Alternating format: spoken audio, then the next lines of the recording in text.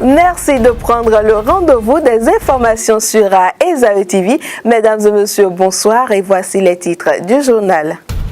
Les résultats définitifs de la Cour constitutionnelle proclamés ce jour. Patrice Athanase Guillaume Talon, confirmé président du Bénin par Théodore Olo et son équipe. Retrouvez dans ce journal les grandes dates ou les temps forts de la présidentielle 2016 au Bénin. En page société, la flambée du coût de l'essence de contrebande à Cotonou.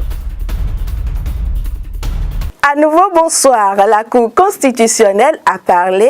Patrice Talon est confirmé président du Bénin en l'absence de revendications et de contestation des autres candidats dans le délai constitutionnel de 5 jours depuis les premiers résultats. La Cour a délibéré. Théodore Olo au micro Esaü TV de Cadet Achirou. Considérant qu'aucune contestation relative à la régularité des opérations électorales n'a été déposée au greffe de la Cour par l'un des candidats dans les 5 jours de la proclamation provisoire, comme le prescrit l'article 49, alinéa 3 de la Constitution. En conséquence, article 1er proclame définitivement élu président de la République, M. Patrice Athanase Guillaume Talon. Article 2 dit que conformément à l'article 47, alinéa 2 de la Constitution et au serment prêté le 6 avril 2011, le mandat du président de la République en exercice expire le 5 avril 2016 à minuit et qu'en application de l'article 52 de la Constitution, il est tenu de faire sur l'honneur une déclaration écrite de tous ses biens et patrimoines adressée à la Chambre des comptes de la Cour suprême. Article 3 dit que le mandat de M. Patrice Athanase Guillaume Talon, élu président de la République, prend effet pour compter du 6 avril 2016 à 0 heure. Article 4 dit qu'avant son entrée en fonction, M. Patrice Athanase Guillaume Talon doit prêter le serment prévu à l'article 53 de la Constitution.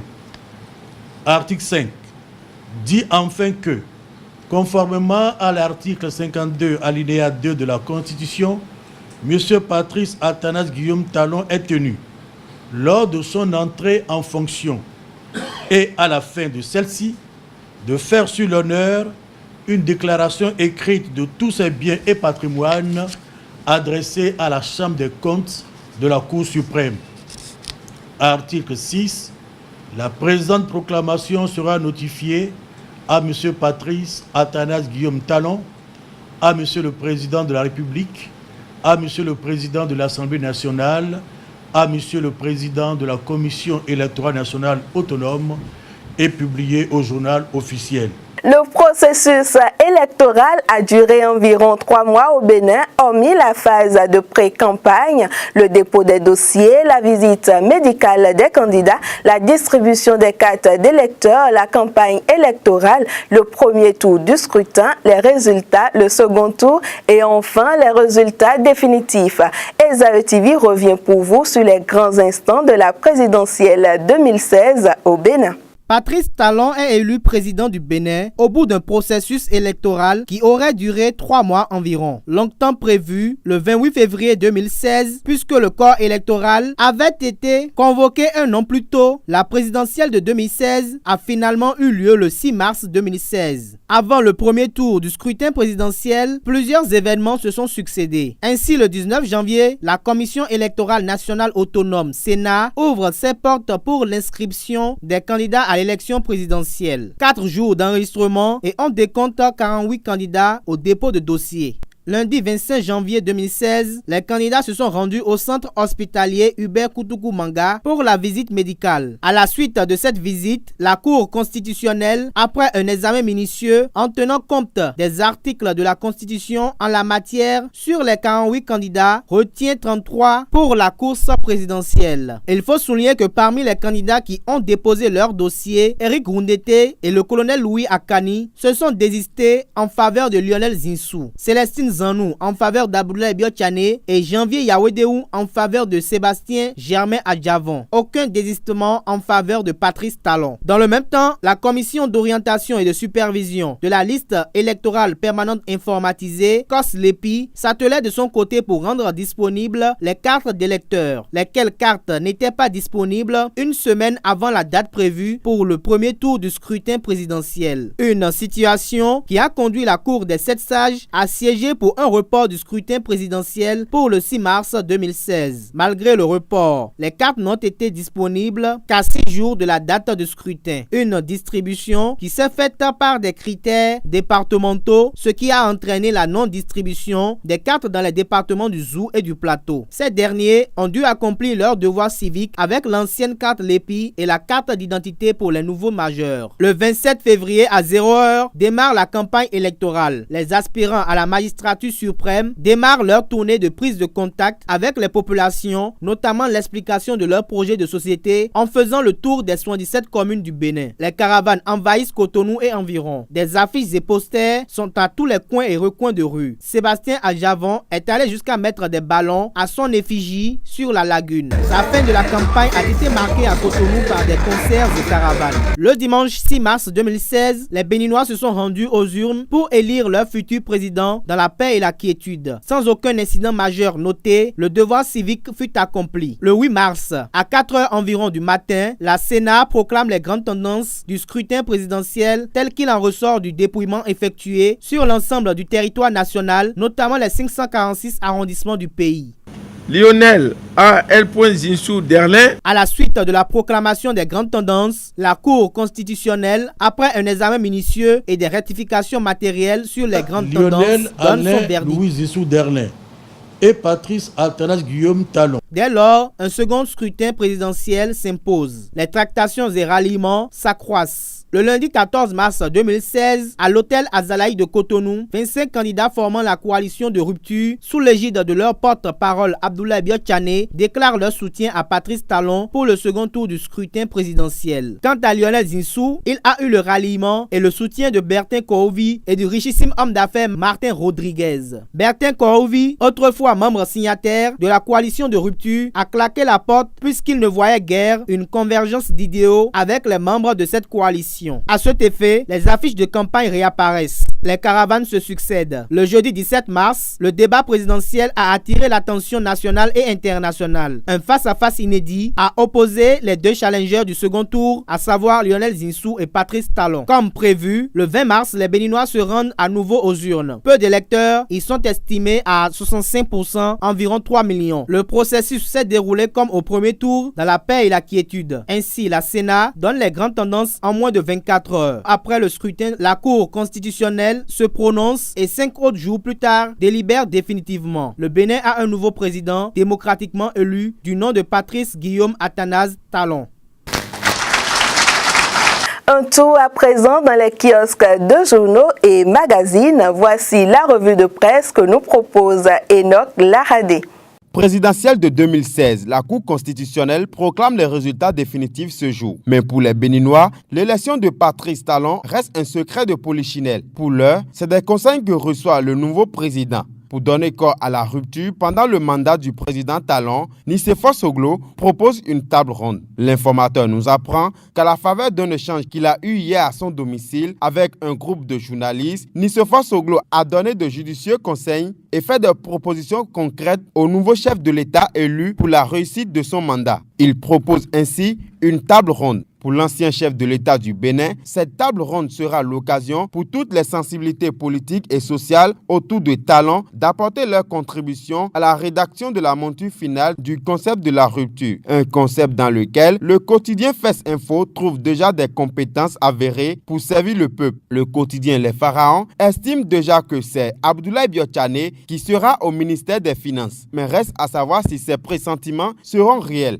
puisque selon le potentiel, les talonistes posent déjà leur premier bouclier à certaines grèves forcées au nouveau président. Un nouveau président que les États-Unis félicitent ainsi que le peuple béninois pour le déroulement pacifique de l'élection. Page Société, le prix de l'essence de contrebande communément appelé Kpayo a grimpé de 300 francs CFA à 1000 francs CFA. C'est désormais la ruée vers les stations-service où le désert habituel laisse place à un trop-plein de clients. Léandro Kodo pour le reportage. Encore à 400 francs CFA, hier soir, le prix actuel du litre Kpayo est monté à 1000 francs CFA. On constate la hausse de 60% du prix de l'essence frelatée, communément appelée Kpayo, en moins de 24 heures. Les vendeurs tentent d'apporter des explications à cette flambée subite. Si 2 semaines, moi, j'ai bloqué, mais comprendre, si 2 semaines, j'ai bloqué, il y a peut-être. Et ça minuit, on couleur mais bien on l'a quoi sort de soir 400 000 ça sans coup et alors bandit de là ou à semoi aurait mis les jack banque c'est mettons que derrière pour là va on la no roi si on te bouge voilà que ja ou ja roi et ne sont ne ou tout bon bec pour le ro mais tu connais diologie et waso et quoi cabo et so jokago le vidéo a jokago to do le quoi. Grant à la station Sonacop de Djonké, à l'Étoile Rouge, ainsi qu'à Marina Sikekodi. Les pompistes de ces stations, craignant notre caméra, ont expliqué que cette interruption est due à la direction générale de la Sonacop qui n'aurait pas encore procédé à l'approvisionnement des fûts et des réserves dans les centres de ravitaillement officiels. Par contre, les stations privées, à l'instar de MRS Saint-Rita, sont bondées de monde. Des doubles files d'attente de voitures se font observer. Quant aux motocyclistes, ils se sont alignés jusque dans la rue justant la station. Mécontents de la méthode de distribution du carburant à l'ancienne station Total, les conducteurs de moto s'insurgent contre la subordination de ce service. La